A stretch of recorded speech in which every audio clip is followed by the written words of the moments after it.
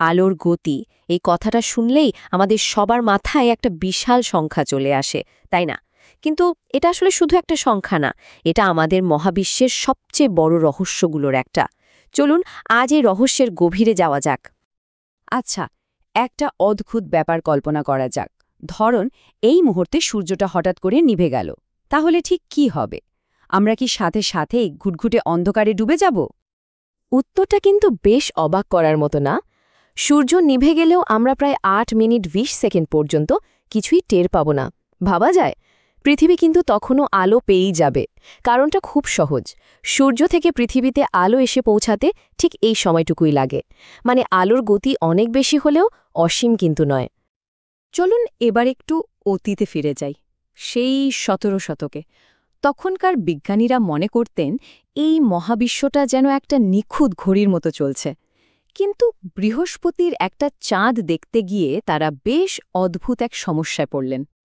মানে sir Isaac নিউটনের মতো বিজ্ঞানীরা তখন মহাকর্ষ আর গতির দারুণ সব সূত্র আবিষ্কার করে ফেলেছেন, আর সেই সূত্র দিয়ে গ্রহ নক্ষত্রের চলাফেরা একদম নিখুঁতভাবে হিসাব করা যেত। বলা যেত অমুক চাঁদটা ঠিক কখন কোথায় থাকবে। কিন্তু সমস্যাটা হলো বৃহস্পতির চাঁদ আইওকে নিয়ে। বিজ্ঞানীরা হিসাব করে যে সময়ে আইওর গ্রহণ দেখার কথা, কিছুতেই সেই সময়ে তা দেখা যাচ্ছিল না। তাদের গণনার সাথে পর্যবেক্ষণের কোনো মিলই ছিল না। তখন ডেনমার্কের এক জ্যোতির্বিদ ওলে রয়মার একটা অদ্ভুত জিনিস খেয়াল করলেন।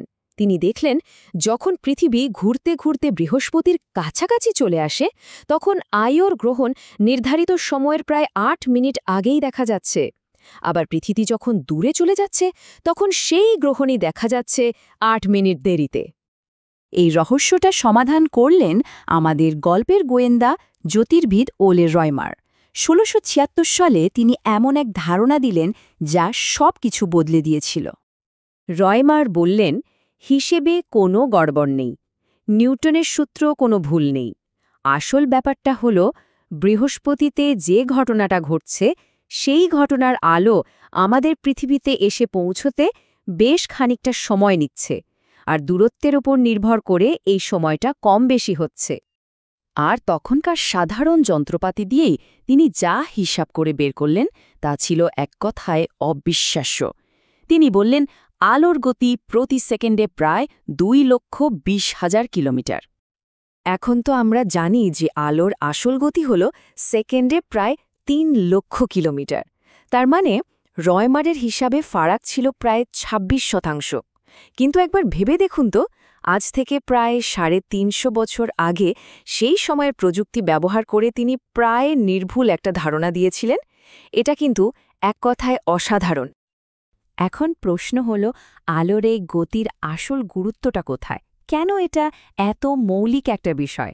এর উত্তরটা আসলে লুকিয়ে আছে কার্যকারণ বা কজালিটি নীতির ভেতরে। কার্যকারণ নীতিটা শুনতে বেশ সহজ। এর মূল কথাটা হলো যে কোনো ঘটনার কারণ সবসময় তার ফলের আগেই ঘটবে। মানে আগে কারণ, তারপর ফল। এটাই আমাদের বাস্তবতার সবচেয়ে ফাউন্ডেশনাল নিয়ম। যেমন ধরুন, প্রথমে বন্দুক থেকে গুলি ছোড়া হবে, এটা হলো কারণ। এরপর সেই গুলিটা গিয়ে লক্ষ্যে আঘাত করবে, এটা হলো ফল। এর উল্টোটা হওয়া কি কখনো সম্ভব? একদমই না। কিন্তু মজাটা হলো, যদি কোনো কিছু আলোর চেয়ে বেশি গতিতে চলতে পারত, তাহলে এই কার্যকারণ নীতিটাই ভেঙে পড়ত। এমনও হতে পারত যে গুলি লাগার ঘটনাটা আমরা গুলি ছোড়ার আগেই দেখে ফেলতাম, যা একেবারেই অসম্ভব একটা ব্যাপার। তার মানে আলোর গতি আসলে শুধু একটা সংখ্যা নয়, এটা হলো মহাবিশ্বের সর্বোচ্চ গতিসীমা, যা আমাদের স্থান আর কালের বুননের সাথে একেবারে জড়িয়ে আছে। আইনস্টাইনের বিশেষ আপেক্ষিকতা তত্ত্ব আমাদের খুব সহজ করে বুঝিয়ে দেয় কেন কোনো ভরযুক্ত বস্তু আলোর গতিতে পৌঁছাতে পারে না। কোনো বস্তুর গতি যত বাড়ে তার আপেক্ষিক ভরও তত বাড়তে থাকে, আর বেশি ভরের বস্তুকে আরও গতি দিতে আরও বেশি শক্তির দরকার হয়। এভাবে আলোর গতিতে পৌঁছাতে দরকার হবে অসীম পরিমাণ শক্তি, যা জোগাড় করা অসম্ভব। তাহলে প্রশ্ন হল, আলোর গতিতে চলে কারা? উত্তরটা হল, একমাত্র তারাই চলতে পারে যাদের কোনো স্থির ভর নেই। যেমন ধরুন আলোর কণা বা ফোটন। ফোটনের কোনো ভর নেই বলেই সে মহাবিশ্বের এই সর্বোচ্চ গতিতে ছুটে বেড়াতে পারে। তাহলে আসল কথাটা কি দাঁড়ালো? আলোর গতি আসলে শুধু আলোর চলার গতি নয়, এটা হলো স্বয়ং কার্য-কারণের গতি। মহাবিশ্বের যে কোনো তথ্য বা কোনো প্রভাব এক জায়গা থেকে অন্য জায়গায় এর চেয়ে দ্রুত যেতেই পারে না। এটাই মহাবিশ্বের অলঙ্ঘনীয় নিয়ম।